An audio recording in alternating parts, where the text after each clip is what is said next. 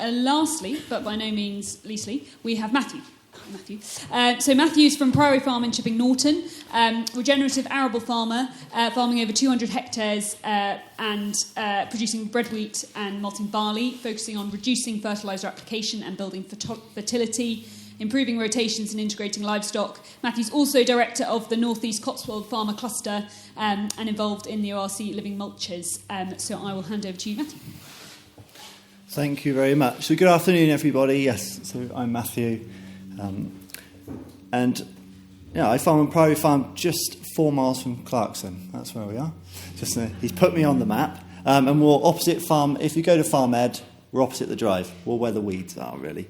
That's where we are. So, we're 500 acres of arable, half owned, half rented, on a 1-year FBT on the rented ground, which brings its own challenges for longevity and planning for the season. That's something that we're hoping to change in the next few weeks when we're going to have a sit down with the landlord and sort something out. We're involved in 2 trials, and that's really where I want to capture how and where we've changed, how the business has evolved because of the trials and how we thought about it. And in the last year we started with some sheep. I'm not quite as big as Phil. I've only got 20. So when I talk sheep, I'm an arable farmer playing with my hobby flock. So I sat down, when I do these presentations, I always try and think, what is my rotation? And I think it's really hard as a farmer to nail it down. You all have the greatest plans on what to do, and we try and make them as wide as possible. 500 acres is not quite big enough to have a really wide rotation, but I think we're doing pretty well in where we're going. I like to say we're basing it around 1 million wheat, which is a load of rubbish. We're basing our rotation around blackgrass. That's the massive pressure. And in a few weeks, I'm going to have a few farmers round to look at our bird mixes, and I've got a nice crop of winter beans with a polycrop of blackgrass and plenty of broadleaf weeds underneath as well, which is a real challenge going forward. And as BPS is going away and that safety net is gone, why do I need to change? What do I need to change to make it work? This is my big challenge.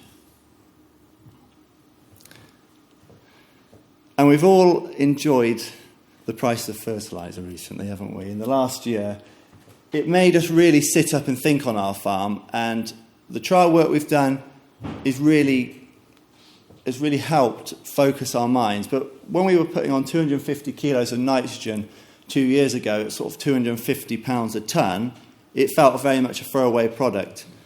And when you get a quote of £900, all of a sudden you really sit up and think, what am I doing?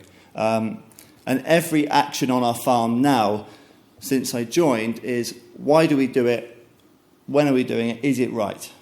Because I think if we're not starting to question, and you can sit down and tell someone not related to you, that's got no opinion of you, that you're doing that for the right reason, then do it. If you can't, really start to question what you're doing on your farm, I think. So we have dropped our nitrogen down to 160 kilos now and still achieving a really good yield, and also using a few other products from QLF Agronomy, a Boost molasses product which is helping with our nitrogen efficiency, which has been a really good thing. On our farm, I've always been thinking we need to be looking at the nutrient cycling instead of going straight to the fertiliser, and you'll see that in the next few slides. There's my small flock. Only half of them. So what's changing? What is changing on the farm? They're on a brilliant... Well, I'll be careful what I say about living mulch. We've got the two previous speakers haven't said anything negative about living mulch, and I hope that I can learn from you this afternoon that our challenges on living mulch has been a very up and down, I'd say. Ridge and furrow growing season with living mulch. I still haven't planted it because I can't keep on top of the clover, and I need about 200 sheep to keep on top of it on a daily basis. Clover's got some really fantastic properties, and I take a lot of credit from organic farmers which are using it to build fertility. But I've learned it's really competitive, and when you're trying to grow a crop in it, it's really not something that you can grow. You can't grow a wheat crop in it if the clover's overtaking it and dragging it down. And I don't know, Phil, if you've learned that lesson or. And these new things that we're looking at, it's not something. I'm very much boo-hooing the idea at the minute of living mulch. That's very easy as a conventional farmer to stand here, and that doesn't work. That's what Dad and I sit at the table going, that doesn't work. How do we go from that, it doesn't work, to how can we make it work? I think it's one of those things, it's how do we get from farming and moving away to a mindset where everything works, or how are you going to make it work? How do you have a reason to use it? Is there something going forward that really needs to change on the farm, and is that unknown too scary? Dad and I sat at the table a few weeks ago, and I've been banging on for the last 3 years about how we should change the farm and do this, and I only joined 6 years ago and I got no knowledge of farming. Farmer's son that couldn't drive a tractor, wasn't interested in farming, all I knew was horses and that riding on stubble was the best thing ever. But he finally said to me and sat down at the table and went, you know what, the last 30 years of farming, I've only known one thing. What they taught me, what my father taught me, what his grandfather taught him, what he learned at college, and that was lots of inputs, farming hard, getting as much return from that crop, not profit, just return, just to keep going. And once he finally said that, the last 2 weeks have been really easy. He's got it off his chest. He's been holding that back for 3 years, and all of a sudden, all these issues are gone. They're still there, don't get me wrong, they're still there. We've still got to overcome these challenges. But how do we make them work? And I was looking at your picture of your soil, Phil, and just thinking, where are we? We're nowhere near that. But the clover's been in for a year, and we're already starting that process. How do I keep that? I took this in March. It was a nice, wet, rainy day, and that field didn't have any standing water on it. Fields around it, conventional wheat, yeah, we're struggling there. They've all got wet feet and they're struggling to grow. But it's so important, that clover is so important. So on the farm as well, so we've been working with Thames Water since 2018, and I won't bring up the sewage issues that have been in the news recently, but they've been very helpful on the farm of showing us and helping us change our ways. So they came to us in 2018 and said, what would it cost to farm that field? I gave them a quote. They said, okay, I'll pay you for 5 years. I said, thank you very much. And that was all that we took. That's all that happened. And then it sort of evolved over time. So they said, what do you want to do? And there was 3 other farmers in the room developing the idea. Or should we let's look at no-till. Let's look at cover crops. And that's as simple as that. And I thought, right, that makes me a regen farmer now. That's it. That's what Twitter tells me. That's what all you do. If you post a picture of direct drill, you're winning at life. But it's how I've evolved. I've been looking at that field now for the last 4 or 5 years, how the soil's really improved. And we're not getting that standing water that we've had before. And our other big thing when we all sat down as farm, we've all got the same issues. Why are we not sharing this across the catchment? It's exactly what we're doing today. We're all sharing ideas, learning from each other. And my favourite thing about this trial is I learn from 3 fields every year instead of that one. And it's been a great opportunity for Thames to fund some soil sampling.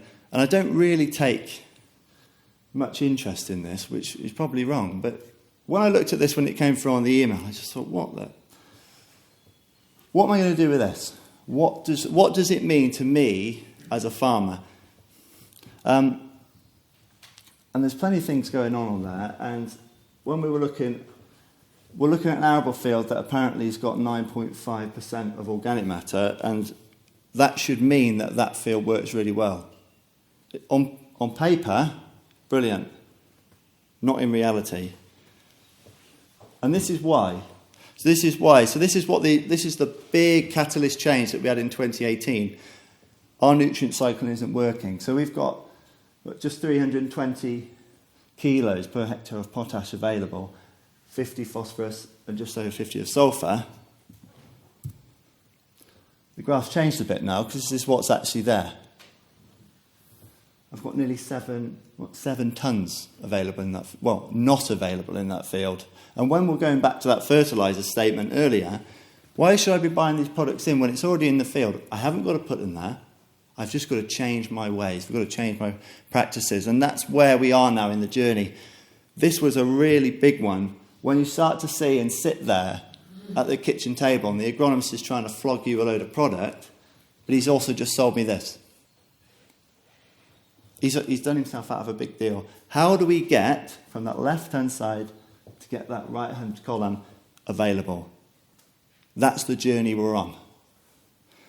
And there's plenty of ways we've been doing that.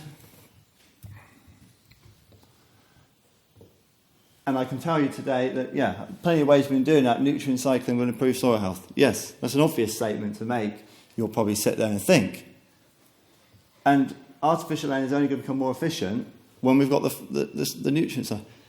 It's these obvious things that have been staring me in the face for the years and years. And I'm quite glad I came into farming with no prior knowledge, really, because it's these things you just go, it won't work. Yeah, it won't work.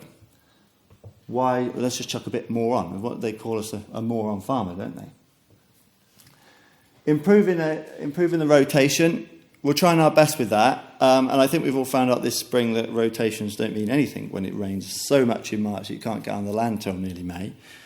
But this is the change. This is the real change in the farm. I think we're becoming a lot more resilient. And I've got a very, very friendly neighbour who's got a lot more fencing than me, a lot more sheep than me, and has done a really good job at just introducing the livestock. So I came to him at Christmas last year and said to him, my fields are flooded, but I want you to graze them in January, so please, please, please, will you come? But put your wellies on first.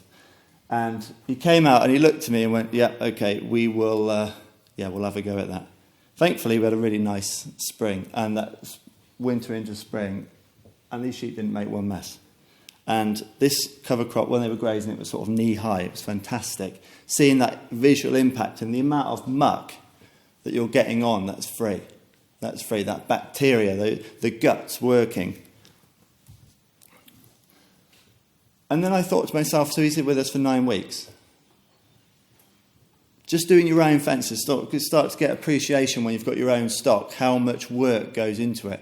And going forward, how can we extend that grazing period? Could he be with me for 6 months? So this is the start. So I've been following Tim Coates, who you'll see later. And if you follow the Pretend Farmer on Instagram, he'll tell you all about how good grazing cash crops is and the amount of work that goes into it. So we thought, well, we'd like to have a go at that. We know the guy. We can do it. We're going to get one of those posh fencing machines that Phil's got and have a go at doing it. I think that's the thing, changing our ways.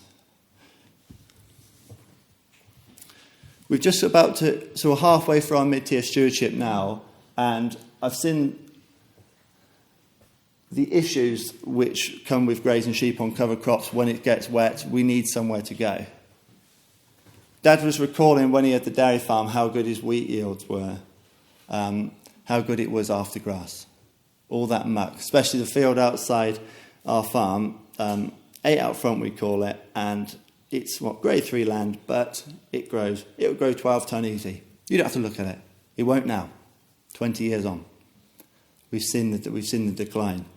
Let's try and get it back up there. When those cows are being turned out of that every day round the gateway, it's brilliant. It's a brilliant bit of land. That's still going, but that's the only bit. It's getting worse as the years go on, and that's the big indicator. For Dad and for myself, going, right, how can we do this? We need to introduce more livestock. I think there's every single farmer that you talk to that is in a change, there's animals involved. Yeah.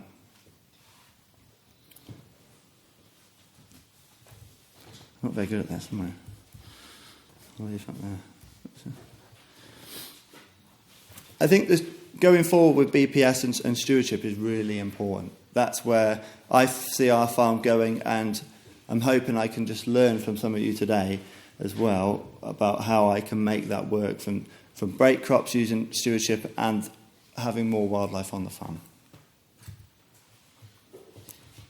Thank you very much. Thank you.